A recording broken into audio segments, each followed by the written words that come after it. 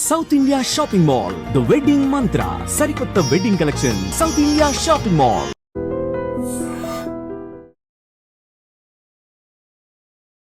నమస్తే, welcome back to iDream media. నేను మీ ఝాన్సీ. ప్రస్తుతం అంతా ఉన్నారు సీనియర్ స్టాక్ మార్కెట్ అనలిస్ట్ ప్రభు గారు. సో ఈరోజు స్టాక్ మార్కెట్ గురించి, స్టాక్ మార్కెట్ రిలేటెడ్ ఒక మంచి టాపిక్ తెలుసుకునే ప్రయత్నం చేద్దాము.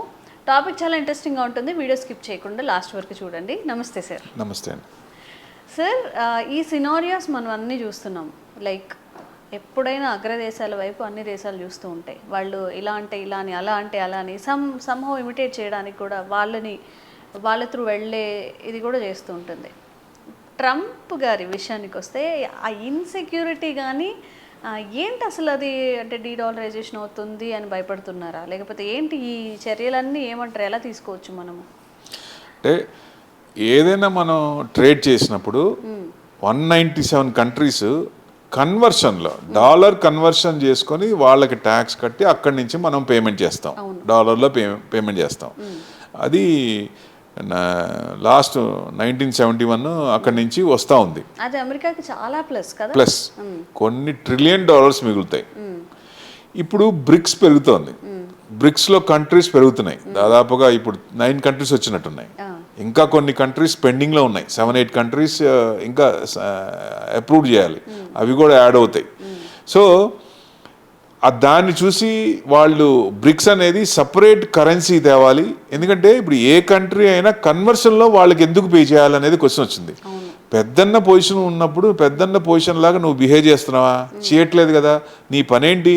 నువ్వేం చేస్తున్నావు? ఎవరికైనా సరే గిల్లి కజ్జాలు పెట్టి గోడ మీద పిల్లి గోపి వాళ్ళిద్దరిని పోట్లాడుకున్నట్టు చేసి నీ ఆర్మ్స్ అమ్ముకుంటున్నావు. ఇప్పుడు ఎన్నాళ్ళు చూస్తారు ఎవరైనా? ఇప్పుడు నువ్వు చేసే పని తెలుస్తుంది కదా ఎప్పటికైనా. ఇప్పుడు ఏ కంట్రీకి ఎక్కడ గొడవ చూసినా యుఎస్ హ్యాండ్ లేకుండా లేదు. ఇజ్రాయెల్ ఈ హమాస్ చూసినా, యుక్రెయిన్ రష్యా చూసినా, పాత ఏ యుద్ధం చూసినా ఇండైరెక్ట్గా వాళ్ళ చెయ్యి ఉంటుంది, వాళ్ళ హాత్ ఉంటుంది. డెఫినెట్గా వాళ్ళ వెనక నుంచి ప్రొవోక్ చేస్తారు. యుక్రెయిన్ అంతే కదా, మీకు సపోర్ట్ చేస్తాం, యూరోప్ అను యుఎస్ సపోర్ట్ చేస్తాం, నువ్వు చేయని చెప్పి ఆయనకి ఫైనాన్షియల్గా కానీ ఆర్మ్స్ పరంగా కానీ అన్ని రకాలుగా చేసి చివరికి ఏం చేశారు? ఆయన పిచ్చోండి చేశారు. అవునా? సో ఎందుకు అంటే అమెరికాతో పెట్టుకుంటే మనకి ఏదైనా నష్టం వస్తుంది, లేకపోతే ఇంకేదైనా భయం కూడా ఉంటుంది అంటారు. ఇప్పుడు ఇంత చేస్తుంది అని తెలిసినా కూడా మళ్ళీ ఆయనే మీరు అన్నట్టు పెద్ద ఆయన స్థానంలో ఉంచుతున్నారు అంటే డాలర్ వల్లనేనా?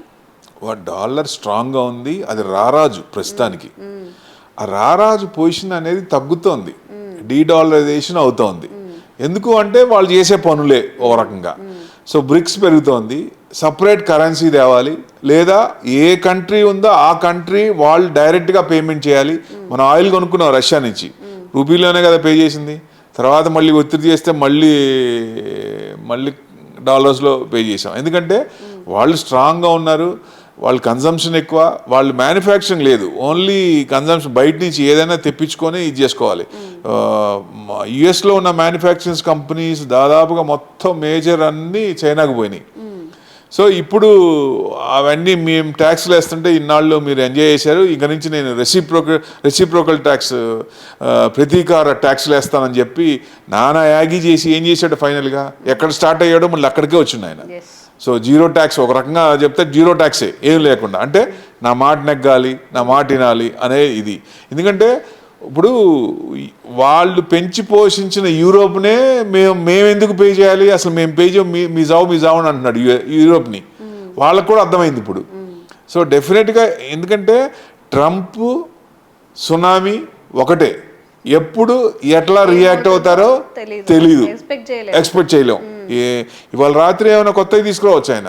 ఇప్పుడు మన ఇండియన్ ఎన్ఆర్ఐస్ ఉన్నారు, వాళ్ళు అక్కడి నుంచి తల్లిదండ్రులు ఇక్కడ ఉన్నప్పుడు డబ్బులు పంపించి ఇక్కడ ఇన్వెస్ట్మెంట్, ల్యాండ్స్ కానీ అపార్ట్మెంట్స్ కానీ ఇన్వెస్ట్మెంట్ చేస్తున్నారు కదా. ఇప్పుడు ఆ డబ్బు ఇప్పుడు పంపించాలంటే 5% ట్యాక్స్ కట్టాలి. ఇది లేటెస్ట్ది. మరి అనవసరంగా ట్యాక్స్ కట్టాలి కదా. ఇట్లా ఆయన ఇండియన్స్ మీద పగబట్టాడు అనుకోవచ్చు ఒక రకంగా. మనమేమో మనం లాస్ట్ టైం డిస్కస్ చేసాం, మోడీ గారు అందరితో వెళ్ళి చర్యలు చేస్తున్నారు, కొంచెం సామరస్యంగా అందరితో ఉన్నారని అనుకున్నాం కానీ బట్ ఇది మీరు అన్నట్టు పగబట్టినట్టే ఉంది. మనం సంపాదించింది మన పేరెంట్స్కో ఇంటికో పంపించడానికి 5% ట్యాక్స్ కట్టడం.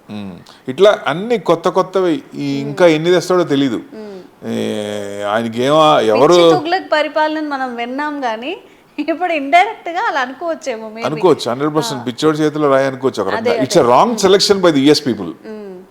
ట్రంప్ అనేది రాంగ్ సెలెక్షన్, 100% రాంగ్ సెలెక్షన్. ఆయన మేక్ అమెరికా గ్రేట్ అగైన్ అంటే మ్యానుఫ్యాక్చరింగ్ అక్కడికి తేవాలంటే యుఎస్ నుంచి చైనాకి పోయింది 40 years పట్టింది అక్కడి నుంచి అక్కడికి వెళ్ళడానికి. మళ్ళీ ఇప్పుడు రావాలంటే ఎట్లా వస్తాయి? ఈయన ఉన్న టర్మ్లో 4 ఏళ్ళు వస్తుందా? ఈయన 4 ఏళ్ళ తర్వాత సెకండ్ టర్మ్ ఇది మళ్ళీ వస్తుందా? ఆయన రాలేడుగా. అది అంటే నెక్స్ట్ 20 years అంటాడు. ఈ 20 years తర్వాత రాజు ఎవరో రెడ్డి ఎవరో ఈయన ఉంటాడు అసలు. అంటే ఇనీషియల్గా పెయిన్ వస్తుంది, తర్వాత బెనిఫిట్ అవుతుంది. అంటే ఇనీషియల్గా ఎండ్ యూజర్ ఎవరు?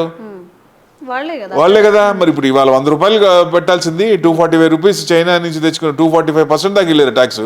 అంటే 100 రూపాయలు 245 రూపీస్ పెట్టి కొనాలిగా, ఎండ్ యూజరే కొనాలి కదా. ఇప్పుడు ఏదైనా ప్రొడక్ట్ చేయాలంటే వాళ్ళు ఎందుకు బయట నుంచి తెప్పించుకుంటారు? కాస్ట్ ఎక్కువ, మ్యానుఫ్యాక్చరింగ్ కాస్ట్ ఎక్కువ పడుతుంది, మన దగ్గర తక్కువ పడుతుంది. మన మ్యాన్ పవర్ కానీ ఇవన్నీ ఉన్నాయి, శాలరీస్ కానీ ఇవన్నీ తక్కువ ఉంటాయి. వాళ్ళు 100 రూపాయలు ఇస్తే ఇక్కడ 20 రూపీస్తో పని అయిపోతుంది. అంటే ఒక ట్యాబ్లెట్, సారిడాన్ ట్యాబ్లెట్ కానీ తలనొప్పి ట్యాబ్లెట్ మనం ఇక్కడ చేస్తే ఒక రూపాయి పెడితే అక్కడ 10 రూపాయలు వస్తుంది. అంత తేడా ఉంటుంది. సో అందుకనే వాళ్ళు బయట నుంచి తెప్పించుకొని చేస్తారు. మ్యానుఫ్యాక్చరింగ్ ఇప్పుడు నేను చేయాలంటే అది తుగ్లక్ పనేగా. ఇప్పుడు 4 ఏళ్ళలో కంపెనీలు పెట్టి దాన్ని మళ్ళీ కన్స్ట్రక్షన్ చేసి ఫామ్ చేసి ఎప్పుడు అసలు ఆయన ఆలోచన ఏంటో అంత అంటే రెడిక్యులస్గా ఉంటాయి. చాలా లాంగ్ టైం కి ఆలోచిస్తున్నారు అంటారు, దూరపు ఆలోచనలు అంటారు కదా. నిజంగా ఇనిషియల్ లో పెయిన్ ఉన్న తర్వాత మనకి ప్రాఫిట్స్ ఉన్నాయి అని చెప్తున్నట్టు ఇప్పుడు లాంగ్ టర్మ్ లో నేను నిలబడాలంటే ఇప్పుడు ఫైనాన్షియల్ గా ఎదగాలిగా, స్ట్రాంగ్ నా కాళ్ళ మీద ఉండాలిగా. లాంగ్ టర్మ్ ఎప్పుడో వస్తాయి అనుకుంటే ఎట్లా? ప్రస్తుతం ఉండదు. నేను సంపాదించే దాంట్లో ఇన్వెస్ట్మెంటా ఏంటి, ఏం చేయాలి అనేది ఉండాలిగా. ఇప్పుడు నేను సంపాదించిన దాంట్లో ఖర్చులు ఎక్కువ అయిపోతే ఇంకెక్కడ మిగిలేను. సో జనాల్లోంచే రివోల్ట్ రావాలి. ఎందుకంటే ఇంపీచ్మెంట్ కూడా వచ్చే అవకాశాలు ఉంటాయి. కెనడా చూసాం కదా, జస్టిన్ ట్రూడోని ఏం చేశారు, తీసుకెళ్ళి వేరే ఆయన పెట్టారు కదా. అట్లానే ఇక్కడ కూడా ఇంకా ఎక్కువ చేస్తే, ఎందుకంటే మళ్ళీ తగ్గాడు, మళ్ళీ కొంచెం వెనక్కి తగ్గాడు. జనాల్లోంచి 50 states నుంచి అందరు రోడ్డు మీదకి వచ్చి గొడవ చేశారు కదా. అంత ఎక్కువ రాలేదు కానీ కొంత పర్సెంటేజ్ బాగానే వచ్చింది. దానివల్ల కొంచెం వెనక్కి తగ్గినట్టు ఒక రకంగా. కానీ ఇండియన్స్ పగబట్టాడు అనిపిస్తుంది. ఆయన అన్ని రకాలుగా మన వాళ్ళందరినీ చాలా రకాలుగా అన్ని విధాలుగా ఇబ్బందులు పెడుతున్నాడు. ఈ ట్యాక్స్లు కూడా సార్, ఇప్పుడు మన వాళ్ళకి ట్యాక్స్ వేయడం ఏంటి అంటే అమెరికన్ లోకల్ సిటిజన్స్కి ట్యాక్సెస్ తగ్గించి వేరే కంట్రీ నుంచి ఎవరైతే వస్తున్నారో వాళ్ళకి వేయాలని ఒక ఆలోచన కూడా చేశారు కదా. అవును. సో అందులో భాగమే ఇదా? ఓన్లీ ఇండియన్స్ కాకుండా అందరికీ కూడా ఇట్లనే అప్లికబుల్ అవుతుందా? ఏ కంట్రీకి మనీ పంపించాలన్నా ఏం చేయాలన్నా? అంటే మనకి ఓన్లీ ఇండియాకి చెప్పాడు ఆయన. ఇప్పుడు వేరే కంట్రీస్, ఇప్పుడు కొన్ని కంట్రీస్ ఉంటాయి, చిన్న చిన్న కంట్రీస్ ఉంటాయి, ట్యాక్స్ 0 ఉంటాయి. ఆ చిన్న కంట్రీస్ మీద కూడా ట్యాక్స్ వేసాడు. ఎందుకు? చైనా ఏం చేస్తుందంటే వాళ్ళు మ్యానుఫ్యాక్చరింగ్ చేసి ఆ కంట్రీకి పంపించి అక్కడి నుంచి యుఎస్కి ఎక్స్పోర్ట్ చేస్తుంది. అంటే ఆ ట్యాక్స్ బెనిఫిట్ వస్తుంది కదా. ఇది కొన్ని కంట్రీస్ ఉంటాయి కాబట్టి చైనా చాలా కంట్రీస్ నుంచి అలా చేస్తుంది ట్యాక్స్ తక్కువైనప్పుడు. సో అందుకని చైనా అయితే అంటే ఇప్పుడు China mode destruction mode, US ఏమో గిల్లి కజ్జాలి మోడు ఎప్పుడు. సో మనం న్యూట్రల్. అప్పుడు జనాలందరూ ఎవరు కలిసి చూస్తారు, కూర్చొని అబ్జర్వ్ చేస్తూ ఉంటారు ఏం జరుగుతుంది ఏంటి, ఎప్పుడు కదపాలి. అప్పుడు జనం అందరూ ఇన్వెస్ట్మెంట్ ఎక్కడ చూస్తారు? ఇండియా సైడ్ చూస్తారు. అందుకే మనం స్ట్రాంగ్. సో డెఫినెట్గా మన రూపీ కూడా వరల్డ్ మొత్తం కూడా ట్రేడ్ అవ్వాలి. సో డెఫినెట్గా ఏదైతే ట్రేడ్ చేసామో డైరెక్ట్ రూపీస్లో పే చేస్తే వాళ్ళకి కొన్ని $trillions నష్టం అవుతాయి. కాబట్టి మీరు బ్రిక్స్ తరపున ఏదన్నా చేసినా నేను ఒప్పుకోనని బ్రిక్స్ కంట్రీస్ కన్నీ నానా విధాలుగా నానా యాగి చేసి నాన్న ఇబ్బందులు పెడుతున్నాడు. సో అదేం అసలు భయంతో చేసే పనులే అవి. లేకపోతే పెద్దన్న పొజిషన్లో ఉన్నప్పుడు అందరినీ చూసుకోవాలి, కానీ వాళ్ళు తగ్గిపోతారనే భయంతోనే ఇవన్నీ చేస్తున్నాడు. సో డెఫినెట్గా ఇది లాంగ్ టర్మ్ అయితే ఉండదు. కోర్టులే ఉండవు అక్కడ, కోర్టులే యాక్సెప్ట్ చేయవు. ఎందుకంటే కొన్ని స్టాట్యూట్ వచ్చిన తర్వాత దాన్ని మార్చి నేను ఇంకోటి చేస్తానంటే ఎట్లా కుదురుద్ది? పార్లమెంట్లో బిల్ పాస్ అవ్వాలి, హౌస్ ఆఫ్ రిప్రజెంటేటివ్ సెనేట్స్ ఇద్దరు ఓకే చేస్తేనే బిల్ పాస్ అవుద్ది. ఈయన చెప్పేది ప్రతిది కూడా ఎగ్జిక్యూటివ్ ఆర్డరే. So executive order citizenship cancel చేస్తాను అని చెప్పాడు కదా, ఏమైంది? కోర్టు మళ్ళీ మొట్టికాయ పెట్టింది కదా. సో అందుకనే అన్ని ఎగ్జిక్యూటివ్ ఆర్డర్లే కాబట్టి ఈ పెద్ద లాంగ్ టర్మ్లో ఉండడానికి ఛాన్సే లేదు. సో మళ్ళీ వాళ్ళు మార్చుకుంటారు కాబట్టి ఓ రకంగా వాళ్ళే ఇబ్బంది పడుతున్నారు. అనవసరంగా ఓట్లు వేసామనే ఉద్దేశం కూడా ఉంది వాళ్ళకి. సో బయటకు వచ్చి ఇంకా అంత ఎక్కువ పర్సంటేజ్ రాలేదు కాబట్టి ఏదో ఒక టైంలో ఇదే కనుక కంటిన్యూ అయితే డెఫినెట్గా వచ్చి తీరుతుంది. సో అది ఇబ్బంది పడతారు అన్నమాట. అంటే మీకు బ్రిక్స్ మల్టీలేటరల్ ట్రేడ్ సెటిల్మెంట్ తెస్తాం అనేదానికి ఆయనకి వెన్నుపూసలో వణుకొచ్చింది. సో మనం తగ్గిపోతున్నాం వాళ్ళు, ఎందుకంటే ఎంతకాలం అని పొజిషన్ ఉంటుంది పెద్దన్న పొజిషన్.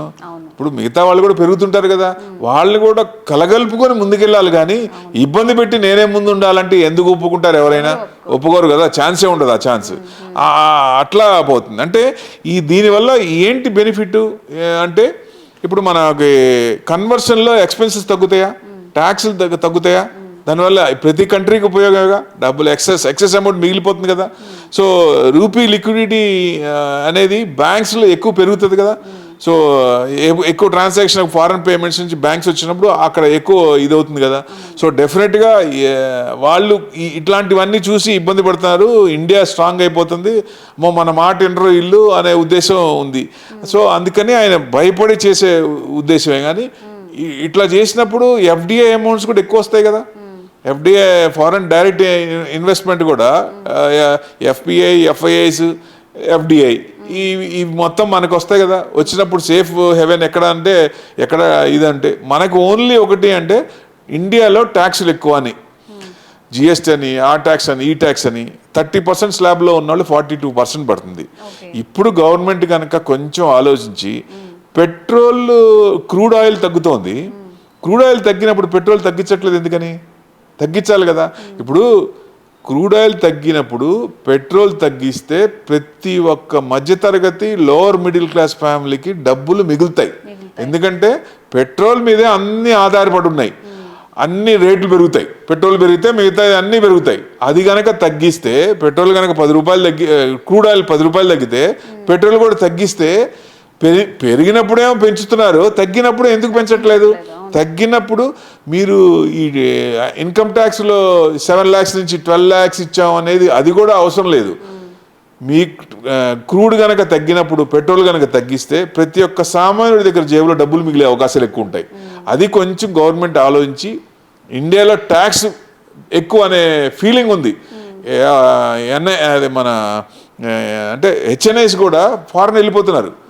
ఎక్కడైతే ట్యాక్స్ లేవో, ఇన్కమ్ ట్యాక్స్ లేవో ఆ కంట్రీస్కి వెళ్ళి ఇన్వెస్ట్మెంట్ చేస్తున్నారు, వెళ్తున్నారు. సో అలాంటివన్నీ వెనక్కి రావాలంటే మనకి ట్యాక్స్ కొంచెం ఫ్రీ చేసుకుంటే, ఇప్పుడు హార్లీ డేవిడ్సన్ యుఎస్ నుంచి వచ్చేది మనం ఎంత వేస్తున్నాం?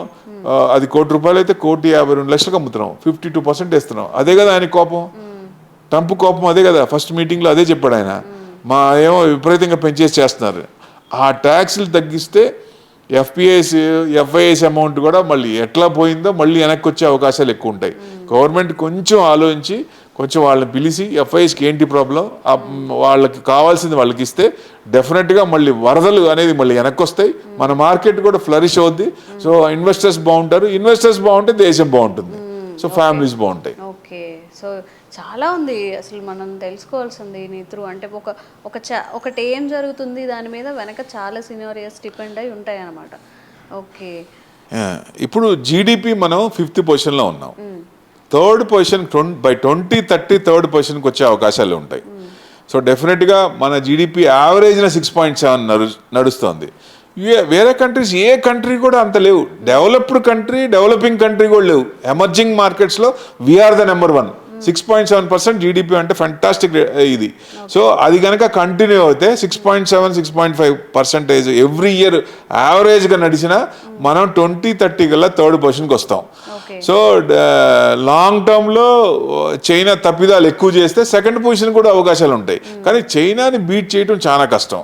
ఎందుకంటే వాళ్ళు చేసిన ప్రోడక్ట్ ఎవరు చేయలేరు. తక్కువలో, అతి తక్కువ కాస్ట్లో ఏది చేసినా ఒక ప్రోడక్ట్ క్లిక్ అయిందంటే నెక్స్ట్ డే మార్కెట్లో వచ్చేస్తుంది. అది ఎవరు చేయలేరు. అందుకని మన ప్రైమ్ మినిస్టర్ వ్యూవే కరెక్ట్. అటు యుఎస్తో పెట్టుకోకూడదు, అటు చైనాతో పెట్టుకోకూడదు. మనం డెవలపింగ్ అంటే అమృత్ కాల్ అన్నాడు కదా ఆయన 2047కి. ఇది అమృత్ కాల్ స్టార్ట్ అయింది మనకి. సో ఇది మనకి పెరిగే టైం కాబట్టి న్యూట్రల్గా ఉండి యుద్ధాలు లేకుండా మంచిగా అందరినీ కలుపుకొని వెళ్తే డెఫినెట్గా మనం స్ట్రాంగ్ అయ్యే కొద్దీ వాళ్ళే మన సైడ్ వచ్చే అవకాశాలు ఎక్కువ ఉంటాయి. సో లాంగ్ టర్మ్ వ్యూ చేసుకుంటే మనకి సేఫ్గానే ఉంది. అందరికీ సేఫ్ హెవెన్ ఇండియానే, ఇన్వెస్ట్మెంట్ సేఫ్ ఇక్కడే చేయాలి అనే ఉద్దేశం బాగా ఉంది. దాన్ని మనం కంటిన్యూ చేస్తే డెఫినెట్గా మనకి సేఫ్గా ఉంటాం, కంట్రీ బాగుంటుంది. ఓకే, ఆశిద్దాం మనం కూడా నిజంగా ఇన్వెస్ట్మెంట్లో ది బెస్ట్ ఇండియా. ఎందుకంటే ప్రతి ఒక్కళ్ళు ఇప్పుడు యుఎస్కి వెళ్ళి జాబ్ చేయాలంటున్నారు కదా. ఏదో ఒక రోజు వస్తుంది అందరూ ఇండియాకి వచ్చి జాబ్ చేయాలనే ఉద్దేశం. ఈ 2047 అప్పటికి రావచ్చా, లేకపోతే ముందే రావచ్చా? అన్ని బాగుంటే ముందే రావచ్చు. సో అది రావాలని ఆశిద్దాం. అవును అవును, thank you sir. Thank you.